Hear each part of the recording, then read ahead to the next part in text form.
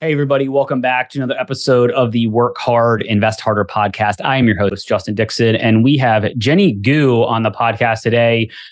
She started Vertical Street Ventures with a few partners.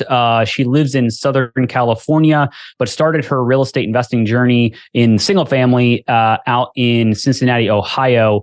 Found a lot of deals and a lot of success in single family, but realized it was a bit too active for her. So she wanted to find something, another asset that she could scale and grow and be a little bit more passive. So she shifted in 2020 to multifamily. She's now retired from her corporate job and is 100% focused on real estate investing and has an academy where she actually teaches people how to invest, how to start the syndication journey. Very, very cool episode. So let's get Jenny on the pod.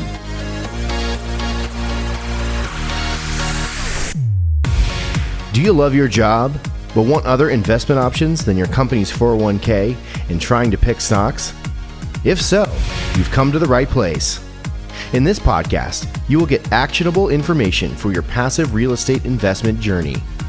Welcome back to another episode of Work Hard, Invest Harder podcast. Here's your host, Justin Dixon. All right, Jenny, welcome to the podcast. Thank you for offering to be a guest. Thanks for having me, Justin. Looking forward to this. Awesome. Well, let's jump right in. Maybe give us a little bit of an overview of who you are, where you are, and what you do. Great. So Jenny Gu, I am a full-time real estate investor and operator. I've worked in recovering sales person. So I spent 13 years in corporate America before discovering real estate, long-term rentals, traditional single family, and then quickly discovered, like I'm sure many other of your audience members, quickly discovered the power of multifamily. So we jumped over and now that's what I do 100%. I retired from corporate America back in early 2020 and have been doing this full-time since. Got it. Well, that is a lot of interesting things I want to unpack here. So let's start with the beginning, right? So spent 13 years in corporate America. I think you said you were in sales. Is that kind of where you kind of lived your life in the corporate world? Yeah, so I did sales strategies for a company called Procter & Gamble, worked with top retailers, Walmart, Target, Amazon, Costco, et cetera, and really spent my time building relationships, setting sales strategies, managing a P&L, managing people. So all of that, I'll call it corporate experience, really lent itself to helping me be successful in the real estate world today. So a lot of transferable skills from one industry over to the other. In this one, it was just spending time learning the lingo, learning, all the key components of that. But I think it's the same. Managing an apartment is very similar to managing a business. It is managing a business. It is a business. Yeah. It's literally, typically they're bought by LLCs and, we sell shares to our investors and all that stuff. So exactly. literally that's one of the interesting things. And I want to touch on your single family stuff that is different than a single family where that's much more of a, step-by-step process. When you run an apartment complex, it literally is a business. So, so 13 years in corporate America, and then at what point did the light bulb turn on and real estate started to, come into your kind of mindset of like, okay, I need to do something different? Like, how did that happen? Yeah. And I credit my husband, Ronnie, to getting us into he's getting in the relationship. I would say he's more like the visionary, the person that gets the big, bright ideas. Yep. And then I am the executor. So I make it happen. I get things done.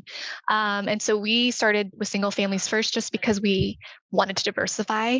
He and I both worked for P&G. So all of our retirement was in the company. And so we said, we got to diversify. And we just met the right people at the right time and got into single family. And he literally came home one day and said, Jenny, we're going to go buy apartments. And I thought he was insane because who can buy an apartment? No one thinks they can go buy an apartment.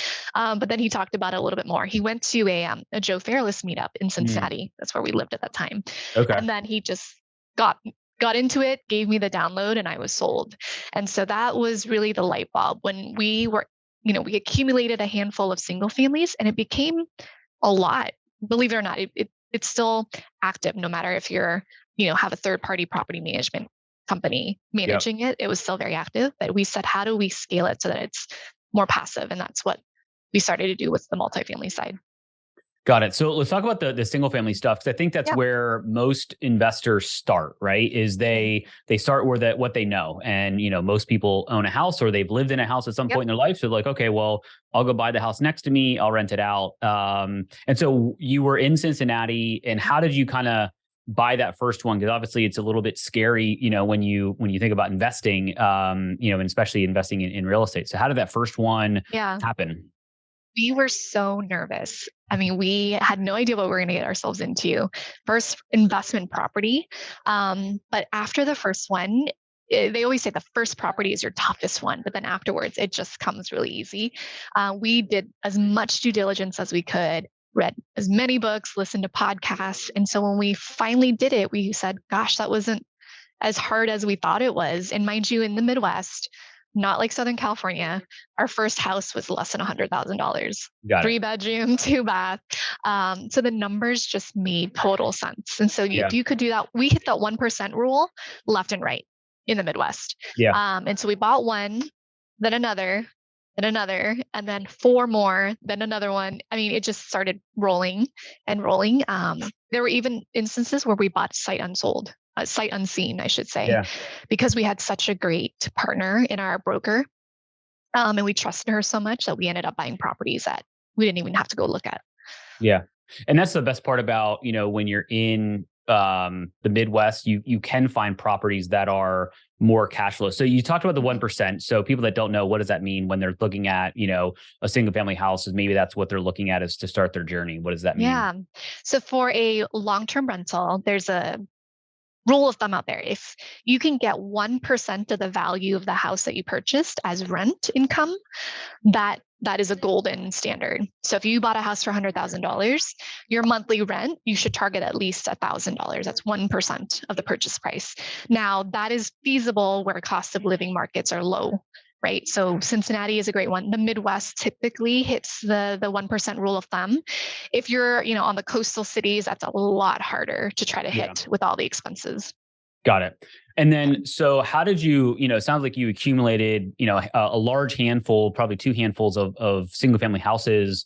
Were they all clustered in the same geographic region around Cincinnati, or kind of how did that work? And then how did you manage those properties? Yeah, they all ended up being in the Cincinnati region. We ended up leaving, so we're now here in Southern California. But because we had such a great broker who was also real estate agent was also our tenant finder. She also managed the property for us. So it was all in one. I think without her, we probably wouldn't have been able to scale so quickly. So quickly on the single family side. You just have to find the right team to support whatever strategy that you have in place for yourself. Yeah, I think it's interesting, especially, we bought our first duplex, we lived in Philly, we bought it in Pittsburgh. So, and I bought the first one sight unseen. I didn't see it other than a video of it with my broker walking through it until I saw it during the inspection. So it is possible to do. It's not as, it's a little scary because you're, you're trusting somebody that you probably have never met other than, a phone or a Zoom. So how do you kind of build that relationship with a broker? And how do you find the right one, right? Because there's real estate agents, I'll call them, or realtors that are focused on, I want to help you find your dream house, right? And then you have investor focus or investor friendly real estate agents or brokers that understand that you're not looking for your forever house. You're looking for something that is going to be an asset for you and your family, right? From a cash flow perspective. So how do you differentiate the two? And maybe how do you find the one that's going to work for you? Yeah. And it's all the relationship business, right? You have to get to know them, trust them in this sense. In this scenario, she came to us as a referral. So we had a friend who referred us. She happened to work at the same CrossFit gym as my husband did. And so they got to know each other, built a relationship. And then we said, okay, let's test this out. It also helps because she is also an investor. Right. Got it. So she's got investment properties. She knows exactly what an investor should be looking for, what makes things work, how much you should spend here to get the rent here. I mean, that one would, help you tremendously, especially if it's your first rental property. Someone who knows what you're looking for and has the experience or has been in your shoes as well is critical. Yeah, I remember when I first started, I talked to a real estate agent friend of mine that was an investor in Philadelphia. And he's like, if you look for an agent, make sure you ask them if they invest also, because if they don't invest themselves, then they're, to your point, they're not going to know what you're looking for. And it's not the best house still in the best block with the best schools necessarily. It's, okay, this one's undervalued and you can buy it and you can raise the rents or whatever. You're going to be able to make this as a good investment. So, and that goes for any partnership. So like, for example, we have our own CPA firm that is real estate investment focused. So our partner who leads the CPA firm, he also invests in real estate. And so he knows exactly what tax laws apply, which ones don't, what are the benefits.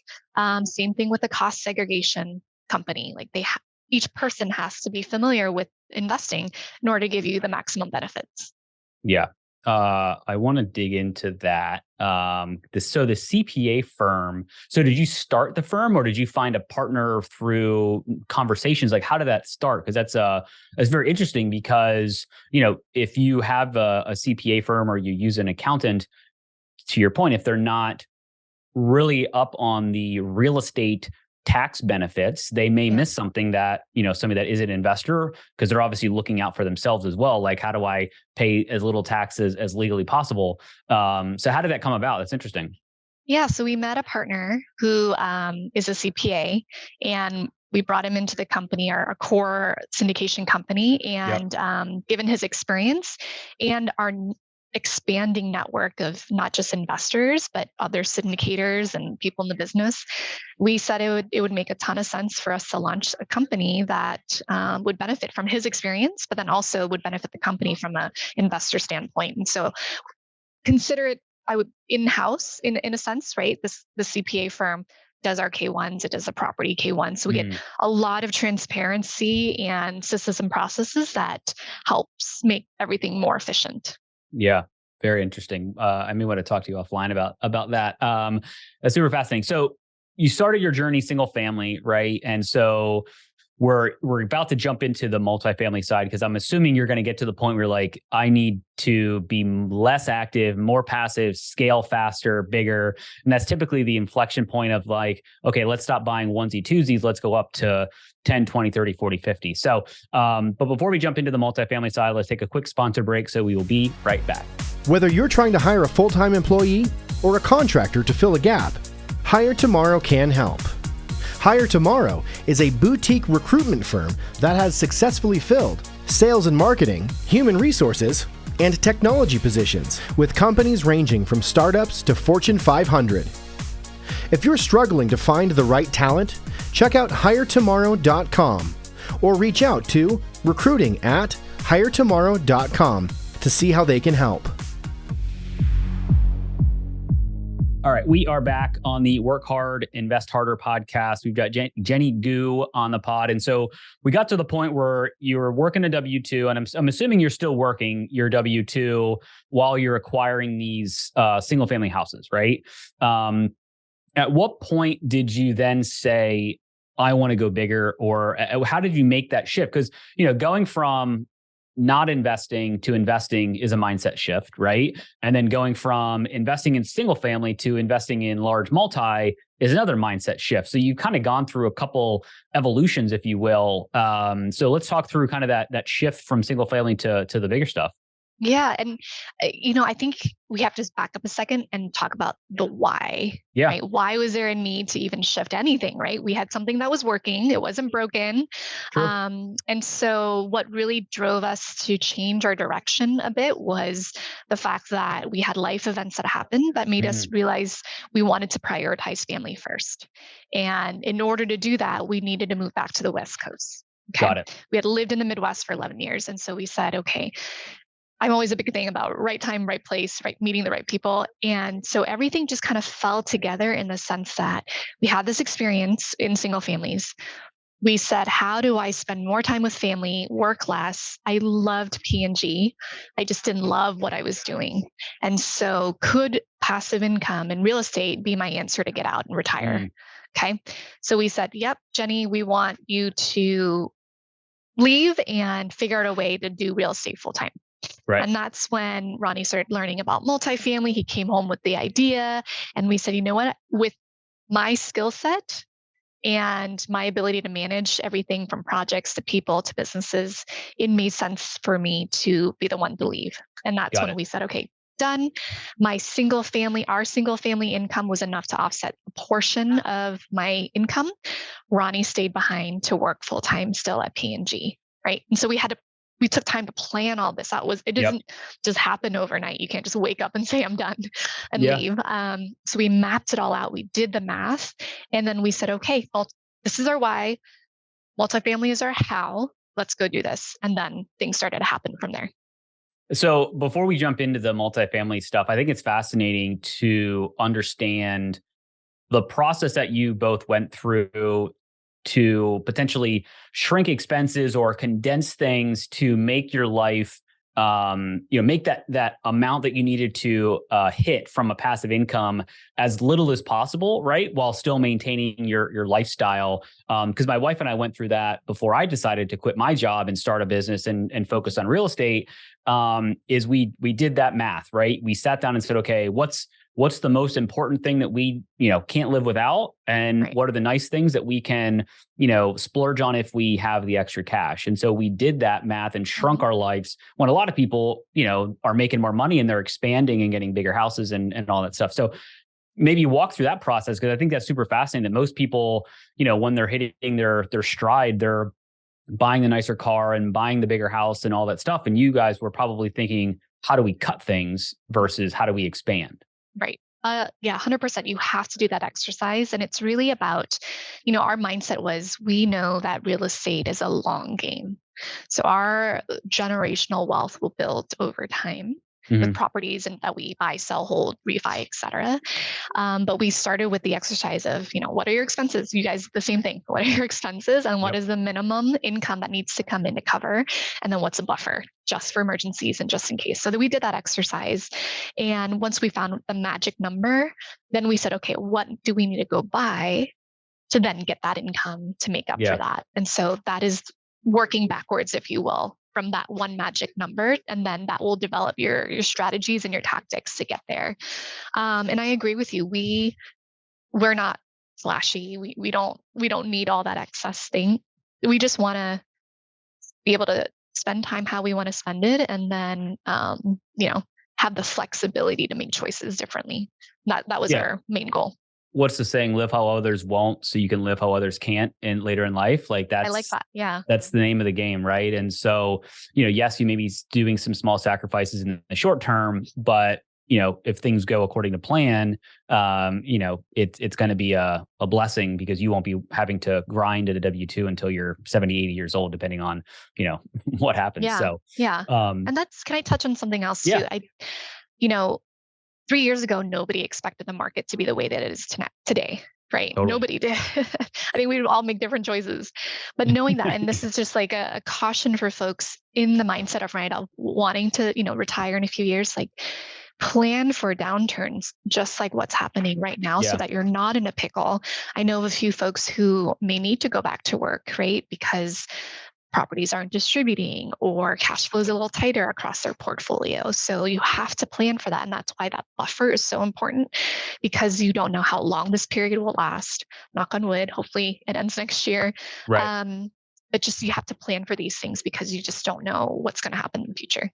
Yeah, I talk a lot about, like, a lot of people think about like financial freedom is like the ultimate goal, right? I talk a lot about like building a financial foundation, and that's kind of like your buffer, right? Is like you have some cash flow coming in, but you always have that like nest egg or that emergency fund, that if things really got soft in the market or whatever, you can at least tap into that before having to do something drastic, right? Right. So I think that's super important. And we all would have made different decisions if we could go back and not invest in some certain deals in 2021 and all of that stuff. So I guess timeline wise, where are we for you, right? Like what, so single family, when did you start? I guess when did that first one happen?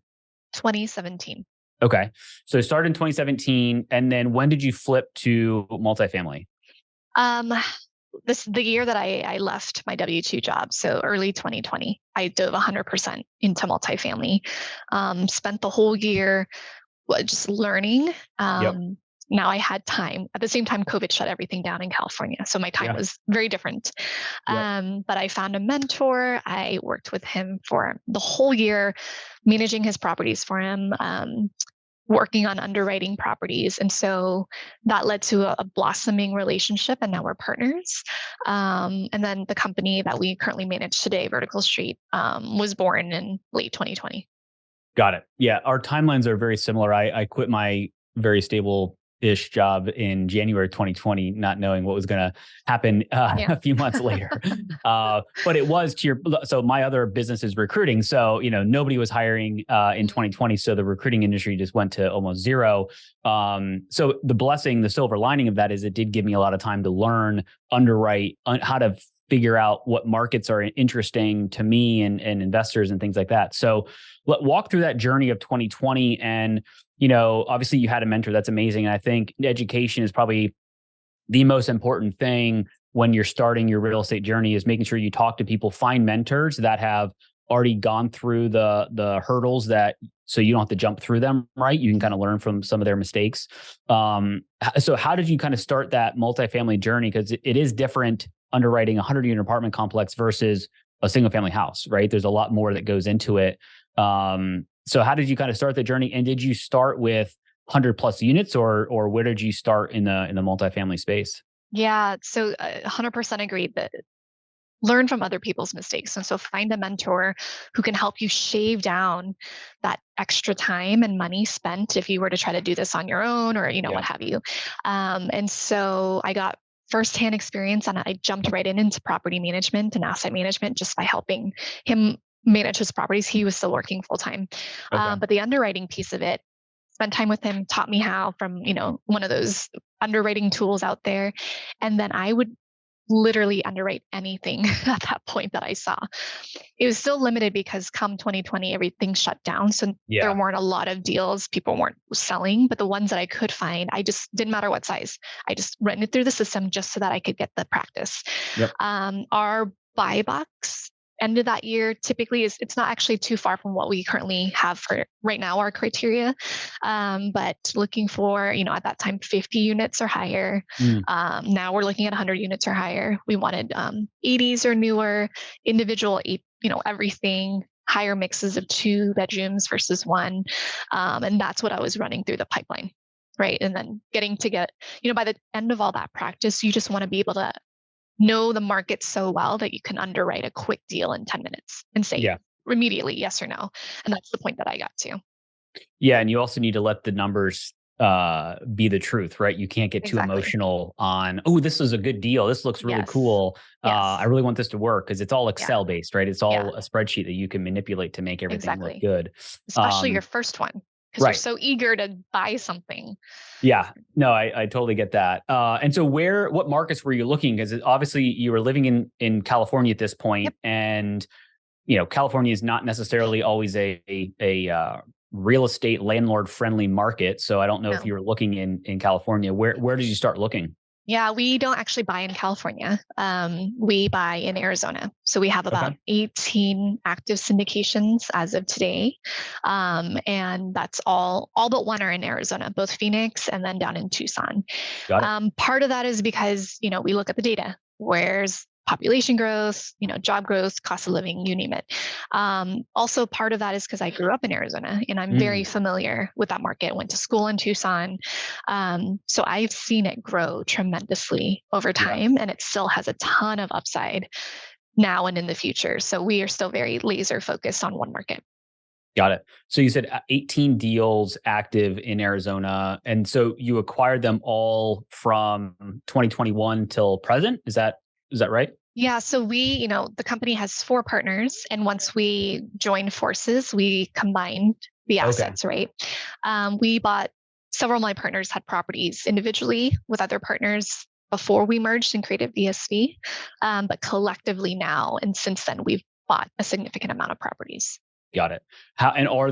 What's your style? Is it, obviously, if you're buying 1980s, I'm assuming you're doing the value add strategy. How are the deals doing? Just given, if you're in the value add, did you buy rate caps? Did you buy fixed debt? Like, how did you structure your deals? We have 5 properties 5 properties that were bought with bridge debt. Okay. All of them had rate caps. Got it. Right. A handful of them, we've definitely paused distributions on just to Yeah. be conservative and hold cash on the property. Yep. And so, yes, we get a lot of questions from investors. Well, should we be concerned? Why are we holding distributions? And so it's just education, right? Well, Yeah. here's why. We want to save reserves so that we may need it for a future rate cap, or, we want to hold cash on the property because vacancy ticked up a little bit. So it's just about education.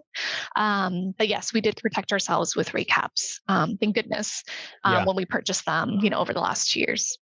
Yeah, there's a lot of, I'm sure you're well aware of some of the horror stories that are going on throughout the multifamily and just commercial real estate space, with capital calls and foreclosures and just all this stuff. It's very interesting.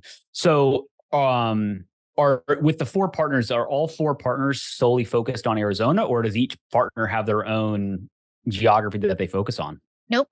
Our company as a whole is focused on the Arizona marketplace, and we all play a different role. So we have someone, Kyle lives in Arizona. He is our boots on the ground, and he is in charge of our acquisitions and our asset management team, right? And then we have a team here focused on capital markets and investor relations. So everyone kind of plays a role to their strengths, and that's how we focus and make sure things are efficient.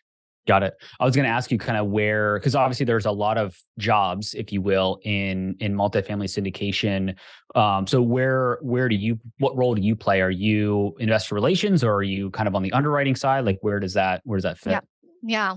I would say when we first started, and just like any startup, we are everything. Yeah, everybody is everything. Right? Everything, multiple hats. These days, now that we've built out our team, so I actually focus a lot of my time on our academy. So we do teach other people how to be syndicators. And then the other part of my role, I kind of touch on every business. So because I need to be hands-on on the asset side as well, alongside Kyle, to know and stay in the business, to get things moving and make sure things are taught correctly, right, as part of the academy.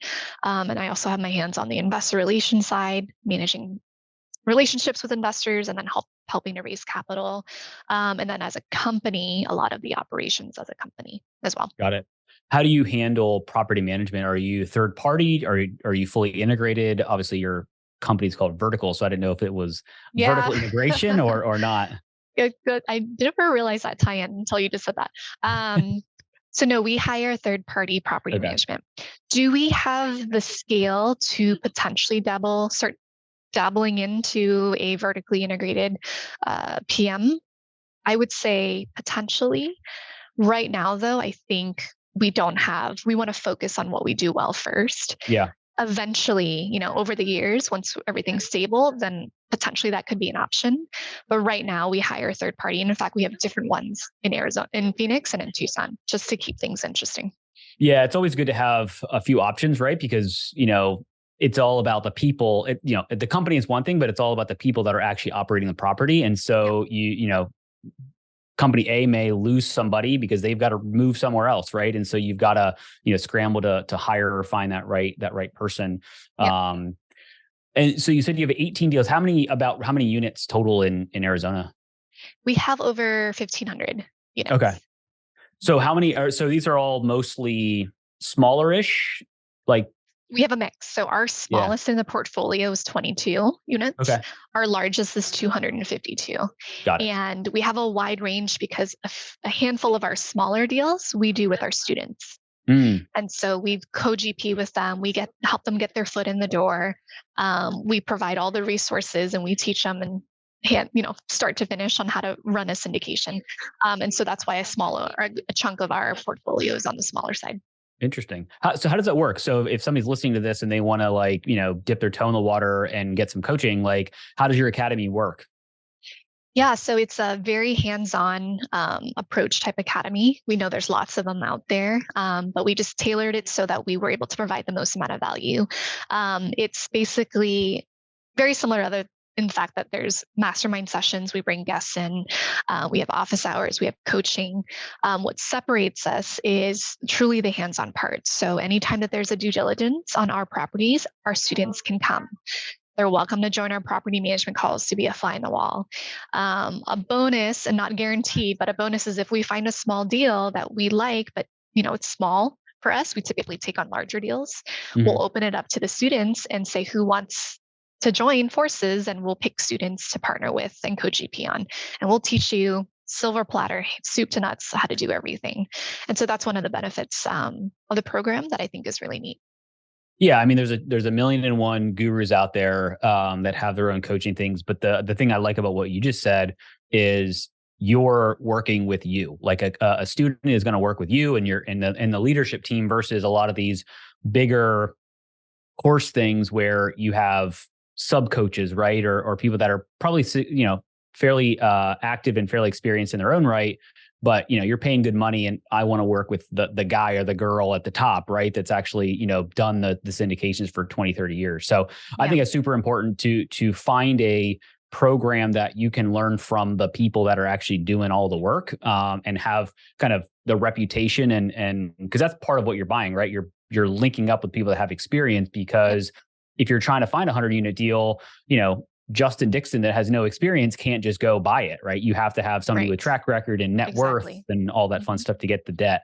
So no, that's very, very awesome. I think that's awesome that what you're doing. How does your underwriting, how has it changed in the last few years? And when you're communicating with investors, if you're looking at deals now, typically the returns are different because of the debt is so much higher that it's hard to cash flow anywhere near the projected returns that people were projecting, 2 years ago. So how has that changed, and how do you communicate that to investors?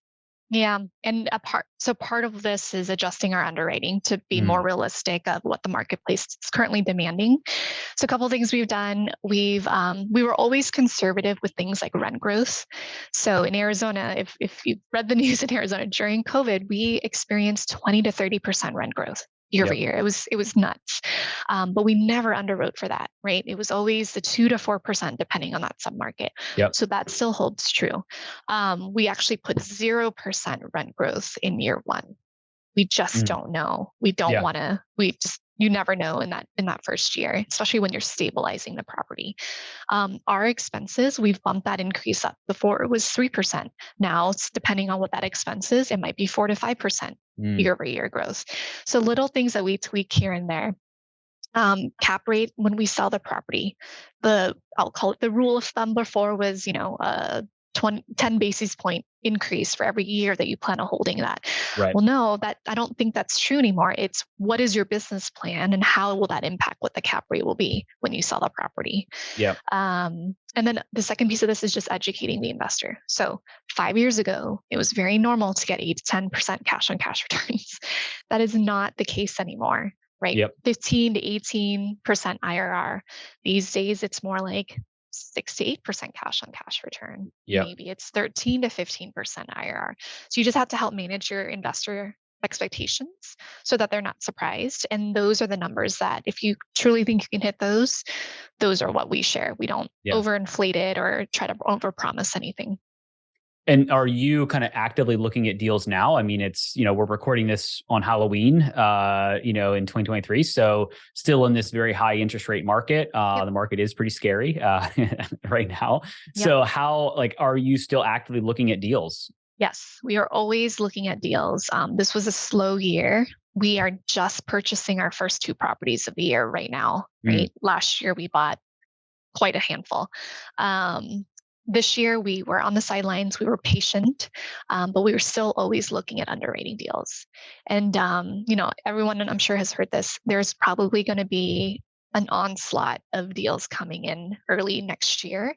And so we want to be ready for that. We're prepping the capital. We're getting our systems and processes fine-tuned so that we are ready to buy the best deals.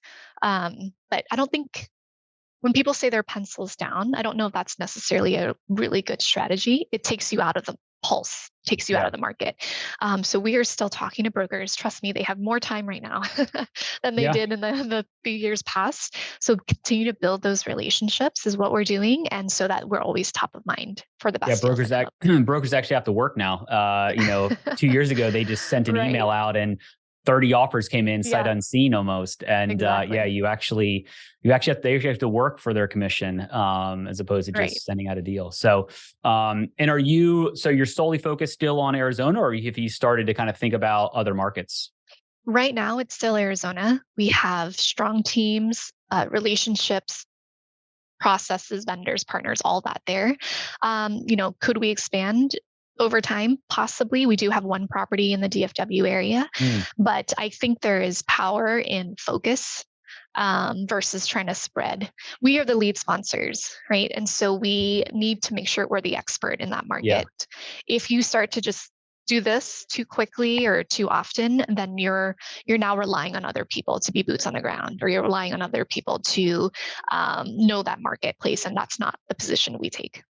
Yeah, there is power in niching down into a specific market or a specific type of asset, or whatever the case is. So, Yeah, no, I think some people think about it, it's very limiting, and oh, I'm only going to look at this market and there's limited deals. But yeah, to your point, you become an expert and you start to hear yep, about or get access to deals that aren't hitting the market, right? They're off market deals, or they're, hey, this guy would sell at this price if you can get right, close, kind of a thing. And I'm right, sure that's a lot of the deals that you're looking at right now are maybe not even listed, or they're kind of pre-list and you can get a first crack at them, which right. is the best place to be, because once they hit the market, they probably already have gone through that soft, launch emails chain already. So, so as you think about kind of the 2024, is it still steady as she goes as far as like looking at, the same buy box in Arizona? And are there any interesting things that you're doing as far as raising capital through? Do you do a fund model, or do you do it deal by deal? Like how do you typically go about that?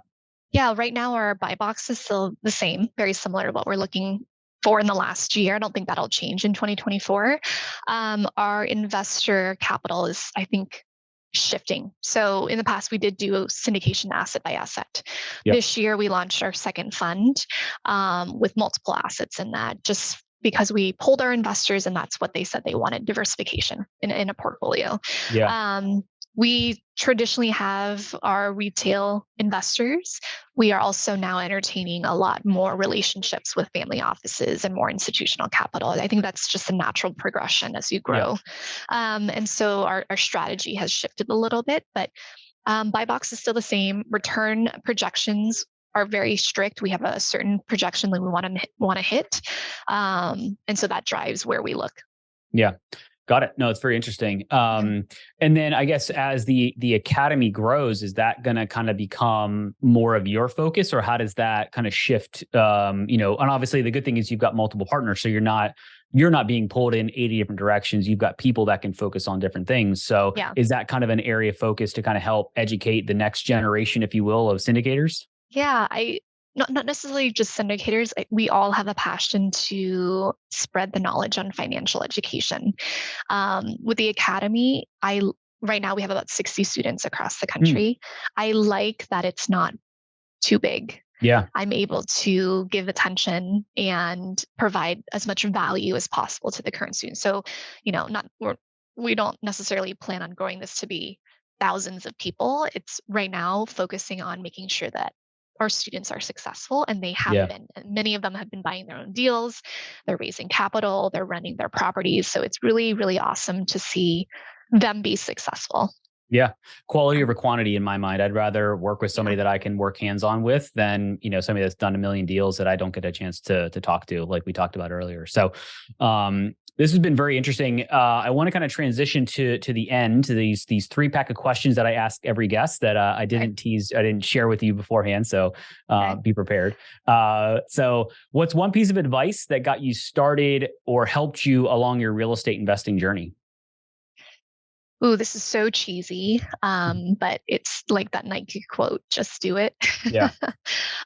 Okay, so I'm going to speak out of both sides of my mouth. Analysis paralysis. So people get just so hung up on like having everything perfect that they don't do anything. So don't do that.